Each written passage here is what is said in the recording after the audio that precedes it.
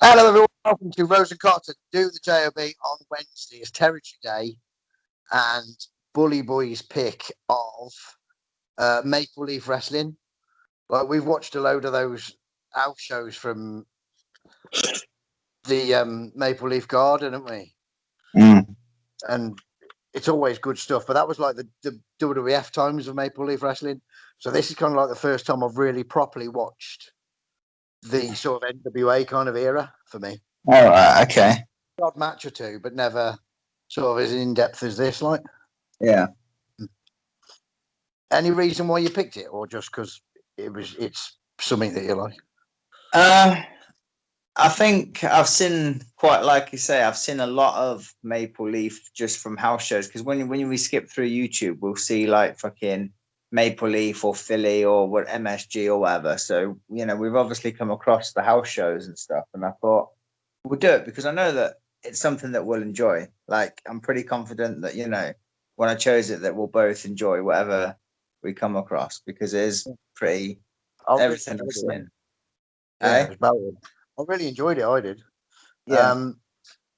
It started not.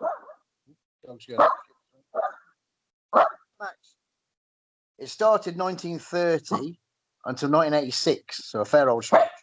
In 1930, it was Jack Corrigan, Max, who started it off, or wrestling in Toronto in general, as the Queensbury Athletic Club, it was known as then. Then in 1939, it was taken over by John Tunney, the first of what would end up being 4 Tunney family members to run it. So that's 1939, John Tunney, but he died literally a few months after sort of taking charge. And then it went to Frank, in 39, right through till 83. And then Frank Tunney died in 83, and Jack took over. And now Jack is John's son. You know, the first Tunney. So Jack's John's son, and Frank is, and Eddie, who took it over with Jack, is Frank's son. So the son of the first two owners, basically, Jack and Eddie. I only know Jack Tunney from the Tunney name of wrestling and Jack Tunney from the WWF fucking president bullshit that he did. But as for John Tunney, I don't know what the relationship is there, really. I couldn't, it didn't say on Wikipedia either. From about 1978 till 1984, it was NWA sort of affiliated through Jim Crockett. Well, before then it was NWA affiliated, but from 78 it was affiliated more through Jim Crockett. So they would book people from Mid-Atlantic and stuff. Yeah. Which by the look of things was kind of what I watched, that period. And then from 84 to 86. So basically the period that Jack had it was WWF affiliated. So they kind of book shows through them. And then basically the WWF kind of almost bought the territory out in 86. And then from 95, Vince ran Toronto without Tunney's sort of say-so at all. So, and the last Garden show was September of 95.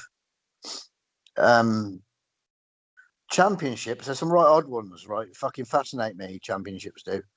And the names of them. NWA British Empire champion. British Empire, I thought was us, but clearly Canada's part of that. My geography is really shit. So that was 41 to 67. They had that. The Canadian Open Tag Team Champions. What's fucking open about them? That was 52 to 61. NWA Maple Leaf Gardens version, US Championship. That's Maple Leaf, as in Toronto, Canada, US champion, 62 to 77.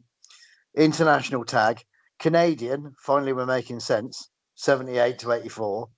And the most recent was the Canadian TV champion, 82 to 84. But yeah, fucking mainly it's the Tunneys. Right, so what did you watch then, mate? You watched 4 separate matches, didn't you? I did, yeah. I kind of made my own show. I Right. found there's like a YouTube channel of like 117 fucking Maple Leaf Garden matches. So I looked through and I kind of booked 4 matches as a show, as I would book 4 matches for a show. But I thought that's pretty cool. Made my own Right. show in a box. I watched the whole show from October 26th, 1985. Right. So that was the F1. Yeah, but it wasn't at Maple Leaf Gardens though. It was Maple Leaf Wrestling, but because they done I can't remember the venue now, but I'm 99% sure it wasn't at the Garden. So I've seen some WWF stuff called Maple Leaf Wrestling because that was kind of like the name that it kept anyway, just for the TV, regardless. But I've seen some from, I think it was London, Ontario. Some stuff like a smaller place, sort of almost hockey looking building, and it had sort of like maybe 3 or 4 rows, and then like a wall, and then a few more rows further up, like up high. That's how that one looked. But yeah, some good stuff from there as well I've seen. But still Maple Leaf Wrestling. Yeah. So Right, so what one? So yeah, first match it's a tag match to kick things off. Frank Marconi and good old Barry O. Go on, Barry O. Yeah, in a tag match against the Killer Bees. Gosh, there we go. Can't go wrong there. Don't know who Frank Marconi is, but he's going to do all right, I'm sure. Well, 3 out of the 4, So can't win them all, can you? So right, fuck, I've wrote quite a lot for this. It's a good match, this actually. So Barry O and Brunzell start, tie up, monkey flip from Brunzell straight away. Barry O takes the head. Barry O takes the head, gets shot off. Brunzell sleeps, drop toe hold, then spinning toe hold. Then he goes for like a bridge pin, like where you fucking grab the legs and like bridge over them, like nasty. To be fair, doesn't it? You are like when they're facing away from the person and got their legs around the bridge that way. No, they're like they're on the floor, so you just literally like grab the legs as they're on their back, and you like roll over them. Yeah. So it's back to belly kind of thing. Yeah. I think it's called. Is it called? I think it might be like called a jackknife pin or something. I've heard it called that. But anyway, yeah, does that pin on him? Kick out by Barry O. Where the fuck are we? Take it. Take shot off, jumps. Oh yeah, so what they do is they do the bridge pin, kicks out, and then tags in Brian Blair. Brian Blair now takes the head. This is quite good actually. So Brian Blair takes the head, he gets shot off, and then Barry O goes for the drop toe hold, but he jumps over it, like like a little fucking hurdle situation. Yeah. And then gives Barry O the drop toe hold. So like obviously Barry O went to fucking do what has just been done to him, but yeah, that's pretty cool, isn't it? Game of one-upmanship sort of thing. Yeah. And then then I think he works the leg of Barry O, but Marconi comes in at this point. Fucking Blair pops him straight away, like he ain't fucking anything, to be fair. Blair then so what happened was actually what Guan was Marconi comes in illegally. I remember that now. So I think Blair's working on Barry O. Marconi comes in from behind, gets popped, boom, then Marconi goes back out. Then Blair slingshots Barry O into the corner. And then fucking Brunzell's on the apron and pops him, as he gets slingshotted into the corner. Double whip, double back elbow. Then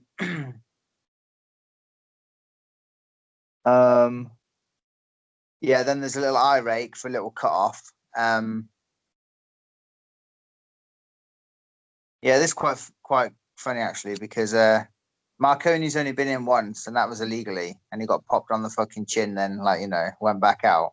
And And then after the irate from Barrio, which cuts him off, tags in Marconi at the same time as Blair gets tagged in. So like both of them tag at the same time. And then Blair in, and then fucking Brunzel gets tagged back in, and basically it's a little bit of teamwork by the Killer Bees, and then a drop kick by Brunzel for the 3 count. So Marconi basically didn't do shit but take the fall. He came in for the fucking pop on the chin. Thanks for coming, Marconi. Yeah, that was basically it. But it was really enjoyable. It seemed to flow in that. I mean, it wasn't like a fucking 5-star classic, but it was, the crowd were into it as well. And Killer Bees, you can't go wrong with Killer Bees, can you? To be fair, Never. It was generally a one-sided match. Most of it was generally Killer Bees. No, I enjoyed it. To be fair, it was a simple little opener. So this is right. So there we go on. Gosh, what's next? What's next on your list? Next match is match number 2. Bob Marcus. I think I've done a Bob Marcus. That name's ringing a bell. Yeah? I have done a Bob Marcus, yeah. Who was he on with? Terry Funk? No, he was on with Kurt Von Hess. Oh, right, okay. Good old Kurt Von Hess. Wow. So yeah, Bob Marcus against good old Terry Funk. Terry Funk's got Jimmy Hart with him. This isn't going to go well for Bob Marcus, is it? No, it's not actually. No, Bob Marcus. Let me recall it here. So Terry takes the head, shot off straight away, gives him a tackle. Terry's in control, like fucking him up. Neck breaker by Terry. Fucking throws him to the outside. Terry goes out after him. A little bit of this, and they go back inside the ring. Marcus has a little fight back here and there. Terry just gives him a headbutt, and that'll be enough of that. And then fucking he goes for the power drive. Oh yeah, this was quite a fucking unique thing for back here, like especially with Bob Marcus, who we don't know who the fuck he is really. Terry goes for the power driver, and fucking Marcus gives him a back body drop over the fucking top rope to the outside. So fucking on Funk, I couldn't believe that. One Bob, lad. I know. Then they come back in the ring. It's a bit scrappy here and there. And then Terry just puts a sleeper on, and his fucking arm drops 3 times for the win. And that was it. It was pretty much a one-sided affair, apart from that fucking backdrop into fucking, space. Fucking hell. But yeah, I was quite surprised that Terry took that, to be fair, against Bob Marcus. But there we go on. Bob Marcus, secret backdropping champion. That's it. Never to be seen again. So get to Kurt Von Hess. And that's strange that of all the people, we both have the same person. I know, crazy. That maybe he's a fucking Maple Leaf legend. He must be, yeah. Like of a lot, I've seen the odd match of Maple Leaf from the sort of older era, and there's quite a lot of, like America had its Horowitzes and its Barrios and its Mike Sharps. I say America, but I know he's Canadian, but he was primarily wrestled in America, right? A lot of the Maple Leaf stuff had the same people on. Like Nick DiCarlo was one. He's on like fucking every old fucking match I've ever seen from Maple Leaf. You can't get away from Nick DiCarlo. Right. Yeah. So, match number 3. Ted Grizzly. Oh, I've seen him in the dungarees. Yeah. It looks the fucking part, to be fair. I like a good old gimmick. Should have been a hillbilly, I think. But he was a villain, wasn't he? He was a villain, yeah. Him and Steve Lombardi against King Tonga and Dino Bravo. Right, okay. So Bravo and Tonga would be quite a popular Canadian team, because like Tonga was pretty fucking red hot in that Quebec territory, and I know Maple Leaf kind of brought people in from there. Right, okay. Yeah, so Steve Lombardi and Haku start well, King Tonga. Headlock by Steve Lombardi, gets shot off the ropes, tackle, can sleep by Tonga, gives him a slam, gives him a chop, gives him a headbutt, and then grabs the wrist of Lombardi, tags in Dino. There's a little sequence here where Dino hits a crossbody, gets the 2 count. Oh yeah, so he gets the 2 count. Fucking Lombardi throws a punch. Tonga ducks it, hits him atomic drop, and then hits him with a beautiful drop kick. Steve tags Grizzly. Fucking so what Guan was, you know what's coming now. Fucking Steve tags Grizzly, quick tags, all over Grizzly, back suplex by Dino, 3 count. That's it. 1, 2, 3, bosh, fucking Grizzly. So this match was dungarees on. You are? Took him longer to get his dungarees on. I know. The thing is though, like I don't really know Grizzly, like who he is. I don't know if I've seen him before, but I was reading the comments and someone was like saying they're a massive fan of Grizzly. He was like his favorite wrestler when he was a kid, and I'm thinking, fucking hell, I hope he'd done better than that when he was a fucking kid. Next performance, he wasn't. But yeah, he literally just came in, got battered, and fucking back suplex, kaplonk. There we go on. Right. Money, innit? Yeah. Match number 4. Nelson Vilu. No. Versus Randy Savage. I've heard of him. Yeah, I've heard of him actually. He's quite a popular name, I think, back in the day. Yeah. So they tie up, arm drag by Nelson Vilu. Tie up again, headlock takedown by old Savage. Leg scissors by Nelson. Savage fucking kicks out the leg scissors and powders out the ring. So like, fuck that. Tie up again, go behind by Savage. Nelson gets to the ropes. Elbow to the fucking back of the head by Savage as Nelson's in the ropes. Small package there by Nelson out of nowhere. Kick out. Then Savage just fucking beats the fuck out of him. Gives him some heat. Boom, boom, boom. Fucking slam. And then he does the elbow from the top, Savage. But after 2, he like picks him up. He's like, "Nah, you're all right, mate. We'll have some more of this." So puts him back down, goes to the top again, fucking elbow again. This time 1, 2, 3. It was actually quite enjoyable. This match. It was pretty much 90% Savage, but it was quite enjoyable. I was thinking as well, like fucking that elbow drop from the top has got to take some out of fucking Savage. You know the way he lands that. That's got to fucking.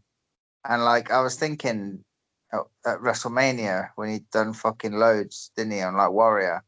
And I was thinking, fucking hell, that's a lot of impact on, you know what I mean? Like you fucking on those hard fucking WWF rings as well. Yeah, that's fucking on his hip. It's not the best landing. Yeah. Right. We'll go up to match number 5 now. It was only an hour show, but there were 6 matches, so we're match 5 now. John K9. Oh, I know Johnny K9. He was Bruiser Bedlam in Smoky Mountain. There we go. Is he Romanian? He is. Yeah, that's the fucker. Legit gangster, he was. Yeah.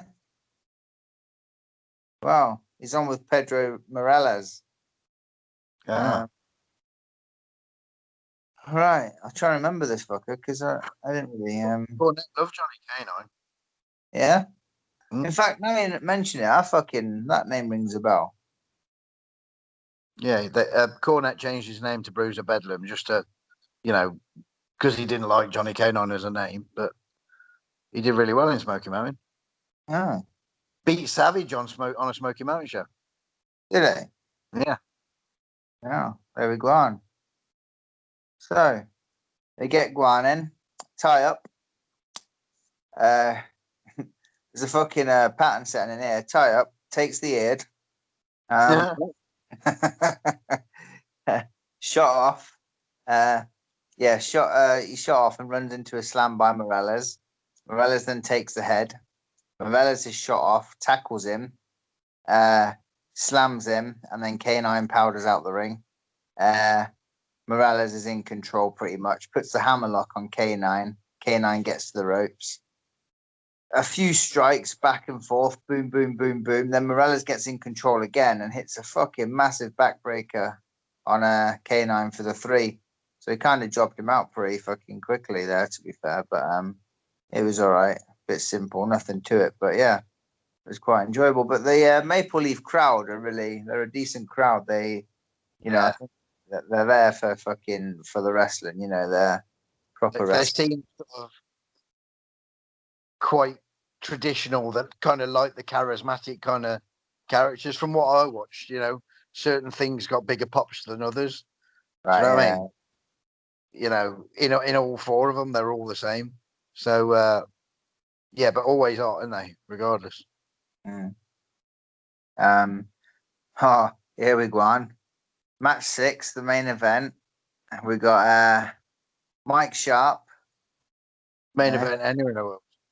That's it, isn't it? First, it's a tag actually. Mike Sharp and Mr. X, who apparently was Dangerous Danny Davis. Was, yeah. Yeah, against, ready for this shit, Uncle Elmer. Yeah.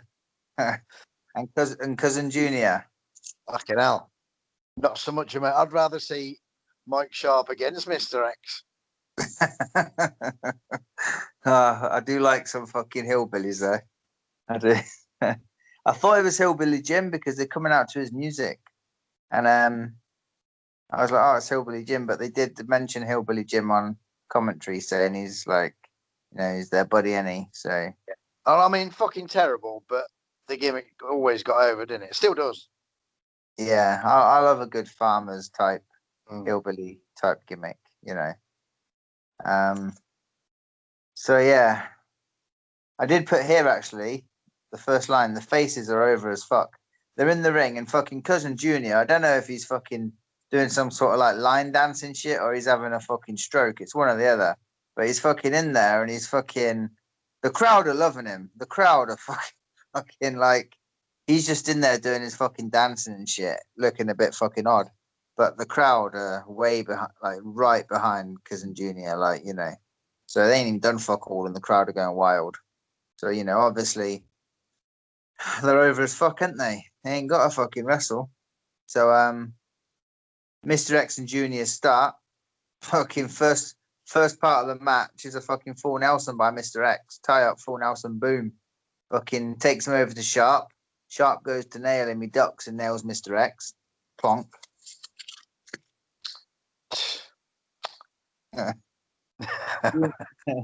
Junior's in control. And then Mike Sharp and then Uncle Elmer both tagged in. Tie up, then a bit of a clean break. Mike Sharp attempts to slam, but that shit ain't gonna happen, is it? No matter how fucking big you are, how strong you are. I've just put attempt slam. Nope. Again, nope. No slam there. Not happening. Hits the ropes. Fucking gives him a tackle. Gives Uncle Elmer a tackle. Ain't budging. Hits the ropes. Gives Uncle Elmer a tackle again. Don't budge again. Fucking Uncle Elmer tags in Junior, so he literally didn't do fuck all. He came in, blocked 2 slams, like didn't go down after 2 tackles, and then tags Junior back in. There is quite a funny. I can't imagine that. There is a funny bit in a minute. So Mike's in, tags Junior in. Mike's in and on the arm. Then Mr. X comes in. Now Junior's in the corner, like getting battered, like in the fucking villain's corner. I think Mr. X is there battering him. Then both the heels might be in. I can't remember, but they're both battering Junior in the corner, and it's like it's hard to explain, but to get the fucking face in for like the hot tag or whatever, he needs to he's going to that spot now, but it's not like a double down. It's not like a fucking slow crawl to the fucking, to get Elmer back in. He's just in the corner getting battered. Then all of a sudden, you just see him like running across the ring to fucking Elmer, and like it's like fucking. Sharp said, fucking tag. And he thought, up right now, like, go. But yeah, it's like fucking Scrappy Doo just running across the ring, like just getting battered, and like I'm expecting him to like pop, pop, pop, pop, like fucking, and then try to make the tag. He's going from getting battered 1 second, and then a second later he's in the other corner because he's legged it across the ring and just fucking tagged Elmer in. Fucking never seen anything like it. To be fair. Fucking hell. I've even put here runs in capital letters to corner. Tags Elmer in. Elmer whips X off. Gives him a big belly bump. Tags Junior back in. Junior hits the fucking like the earthquake splash thing for the finish. 3. But it was fun actually. It was quite a fun match. I enjoyed it, to be honest. Not like a fucking Angle Benoit masterpiece, but it was fucking a whole lot of fun, to be fair. And that wrapped up Maple Leaf Wrestling, to be fair. It was all right. Yeah, mine, I kind of looked through them all. There's like 117 to choose from. I looked through them all and kind of wrote down a short list and then picked out the ones, like 4 to watch. And I watched them in order. If I was booking this show, this is how I would have booked it. The first one is like out of the short list, this was the ideal opener. Johnny Weaver, over as fuck no matter where he's gone, especially there and Mid-Atlantic, places like that. Versus Harley Race. Now I know Harley Race is in it, but he's not champion here, and he's against an established wrestler. And this fucking perfect, very little in it kind of match, but just really well done.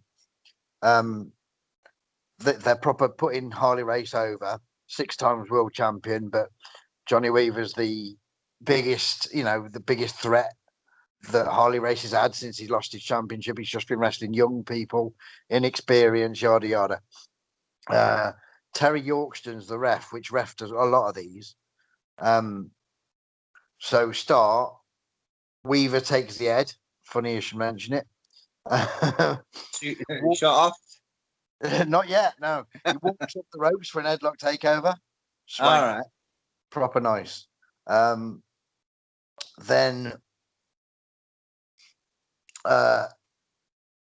Harley sends him off.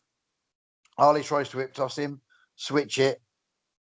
Weaver hip tosses Race, headlock takeover. Bosh. Race is in the headlock for quite a while. Like each of these headlocks, there's quite a lot of them going on, but he's always finding ways to try and get out. He's really fucking busy. So he's in the headlock again. He kind of pulls the head back, and Weaver kind of bridges into a snapmare, right call, and then he takes the head again. Race is fucking still very busy, fucking, looking for things. Race tries a kind of suplex out of the headlock, tries it, but as he goes over, it's really quite hard to explain. As he sort of has him there, Weaver kind of holds on, and he's somewhere almost down, but Weaver sort of hooks himself back up into a headlock takeover, like mad. Harley Race then sort of gouges the eyes and all, but he's groggy. Fucking Harley Races. He runs at Weaver, who's in the buckle, but moves. Harley Race hits. Now the finish happens literally out of nowhere, because it's back into the fucking headlock. Race escapes the headlock, then goes for a suplex, holds him up for a while, like Harley does that fucking big ass suplex. Oh yeah. Weaver goes behind him, like lands on his feet, out the suplex, but lands on his feet into a sleeper, which was they called the Weaver lock, like fucking Johnny Weaver's finish. So now he's in the fucking sleeper, right? Fucking game over for Harley Race. No cunt gets out the Weaver lock, or do they? Fucking groggy as fuck, Harley Race, because he's been in an headlock all match, isn't he? Runs into the corner just out of nowhere. Fucking Weaver's edits the top turnbuckle, Bosch.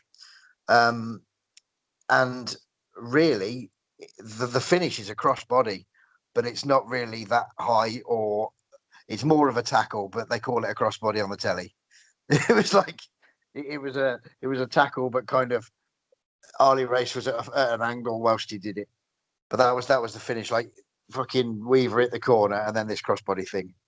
But it was an ideal opener, not a lot in it, but it was all well done, marvelous. The second one, this is what I've called my pre-fucking interval main event. Jimmy Valiant. First half main. Yeah, Jimmy Valiant versus Jesse Ventura. All right. Because they're like two proper charismatic people, aren't they? But you know, on the opposite side of the fences. The announcers are saying this is the final of the tournament, but what fucking final for what tournament, I don't know.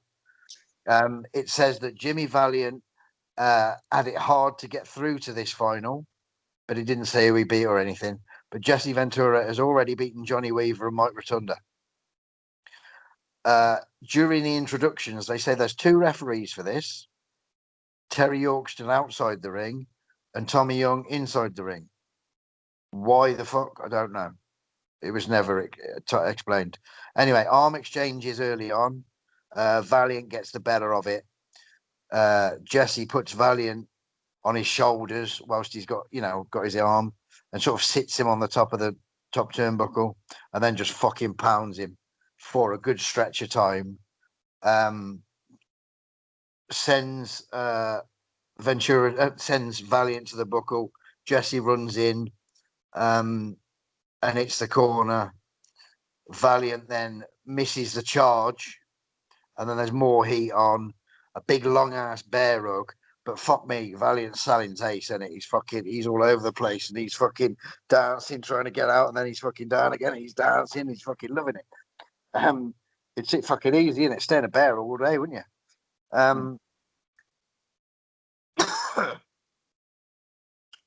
Does the clap thing round the edge to get out. Jesse's then begging off. Jesse to the eyes, hits the ropes for a big fuck off elbow. Jesse pins Valiant with the feet on the ropes. You think it's over. Game over. No, there's two referees, isn't there? In comes other referee, Terry Yorkston, who's telling Tommy Young, fucking dobbing bastard, that Jesse Ventura has been cheating. The feet was on the ropes. So Jesse just literally throws fucking Yorkston out of the ring. Fuck you, Yorkston. Out you go, lad. Boogie Woogie rolls him up with his feet on the ropes, just for insult to injury. The referee counts that. There isn't a second referee to obviously say there's cheating because he's dead. And apparently win a Cadillac in this tournament. So Jimmy Valiant won a Cadillac. Very entertaining. Again, not a lot in it, but very charismatic people. Proper good villain, Jesse Ventura, and like over as fuck babyface Jimmy Valiant, isn't he? I quite like that. That finish is pretty good, isn't it? Really, if you think about it, with the story with the ref getting fucked up. Yeah, and then but something tweaked that something would happen when they announced two referees. Yeah, it was never said in the commentary, "Oh, there's two referees because Jesse Ventura's a cheating bastard," or last month we saw this happen, or last week or whenever. You know what I mean? Just like it's like them matches that are time limit draws. The only matches are time limit draws are the ones that in the announcement they go with a 15-minute time limit. You're like, for no other match, you've not mentioned the time because there's going to be a winner. It's kind of clues you in, doesn't it? Yeah. My next one I chose because they're two people I know little or nothing about. Kurt Von Hess I know a bit about, more from his tag teaming, the Von Hess sort of team. And Bob Marcus, never seen him, never heard of him until you mention him. This is joined in progress, but it's I don't know how long in, to be fair, but there's still plenty of it. It starts with Kurt Von Hess pulling the hair out of an armbar, and then Bob Marcus, he's all right, this Bob Marcus, Bob Marcus fires up because he's pissed off about the hair pull and pulls Kurt Von Hess's beard into a big fuck off knee lift. Bob Bob Marcus hits the ropes, crossbody, 1-2, hits the ropes again. And as he hits the ropes, he goes straight into an abdominal stretch. And he's got Von Hess in an abdominal stretch for a while. Von Hess rolls out of it and grabs the ropes. But Bob Marcus sort of moves to keep him in the ring. Eyeballs to get out of that bad boy. And then off the ropes go both people, and they clash in the middle. Clash of heads, bosh.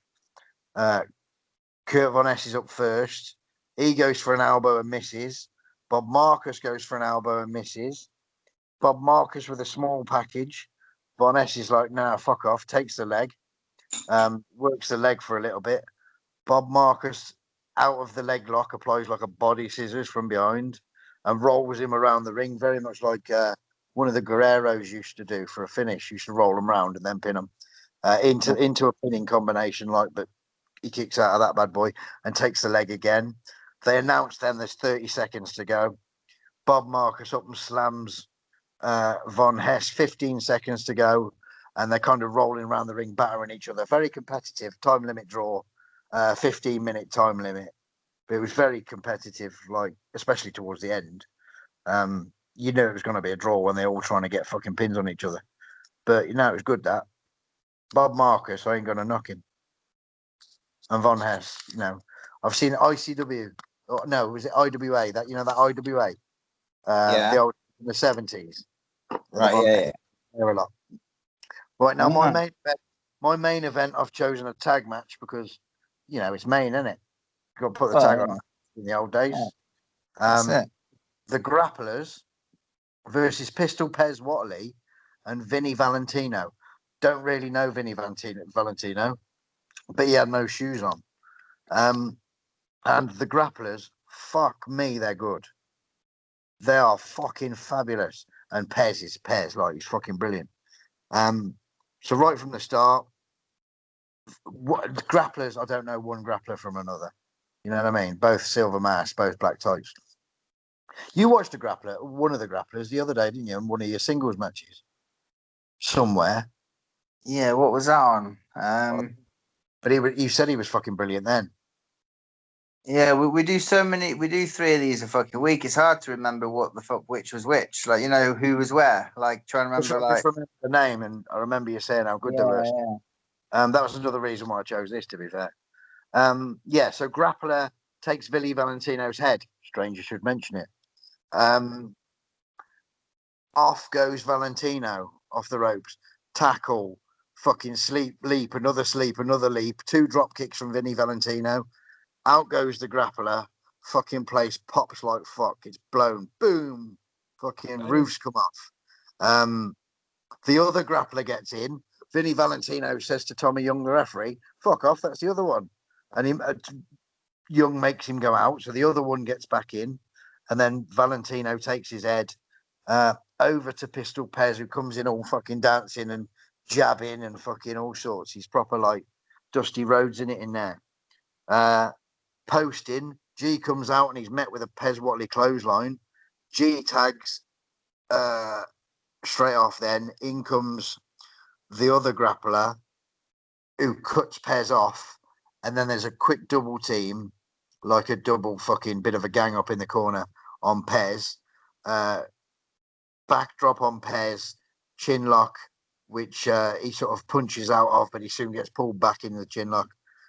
Tag by the grapplers, double elbow, and then 2 single elbows by each grappler.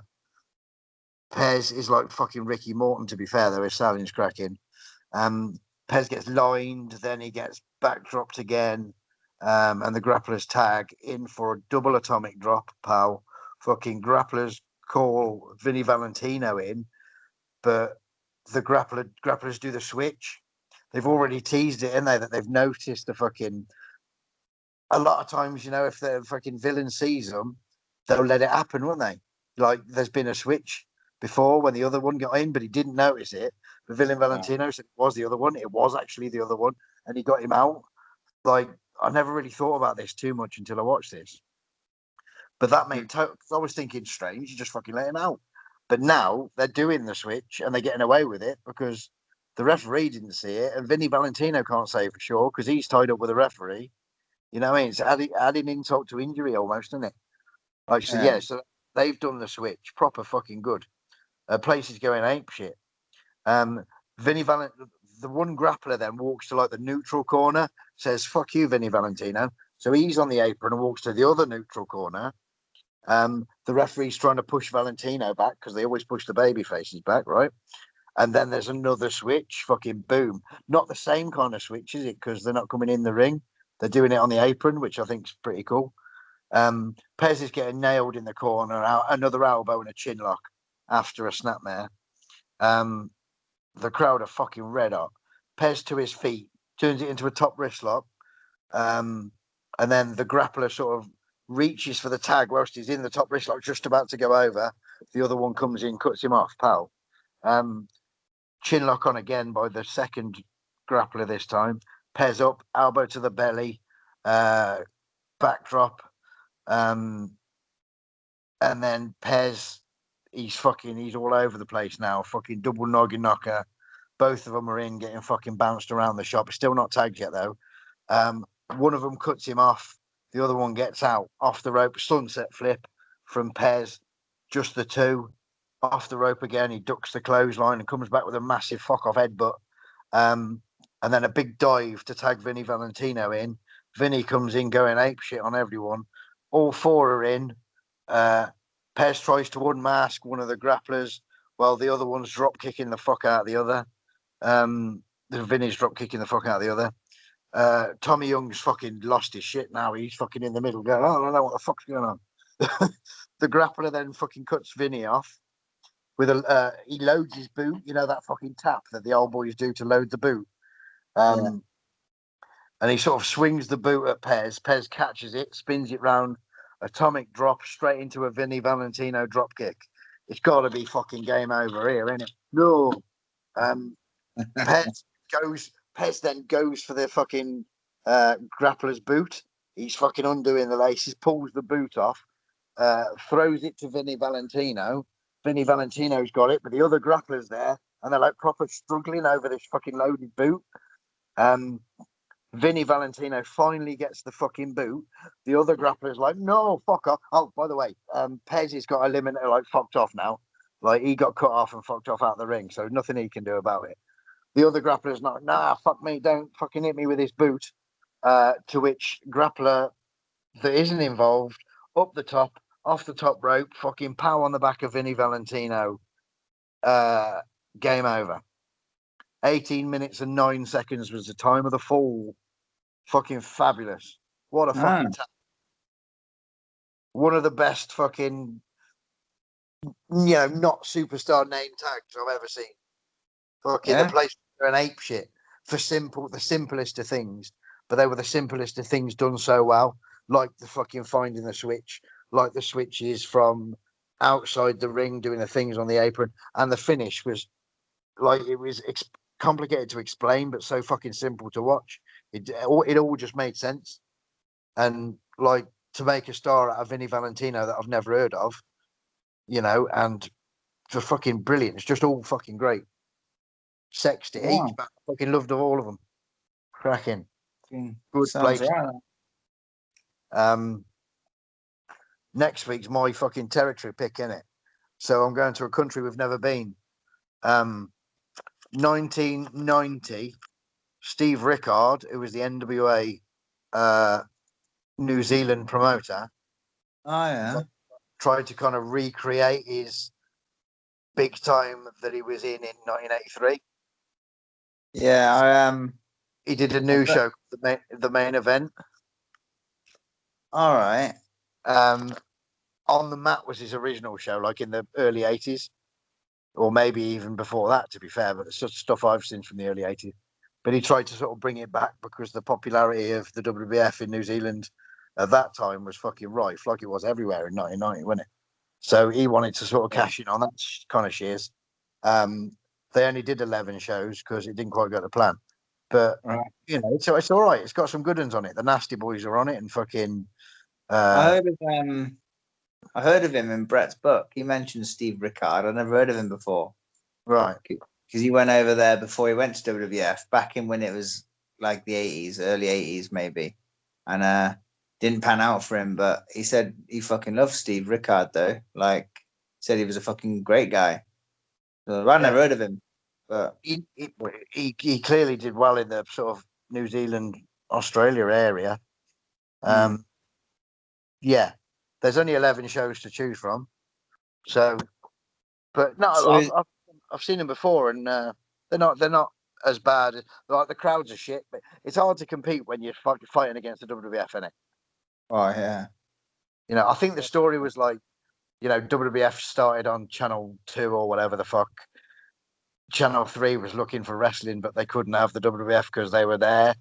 So he thought, oh, I'll cash in on this bad boy. Do you remember me from a few years ago? I can bring you American wrestling.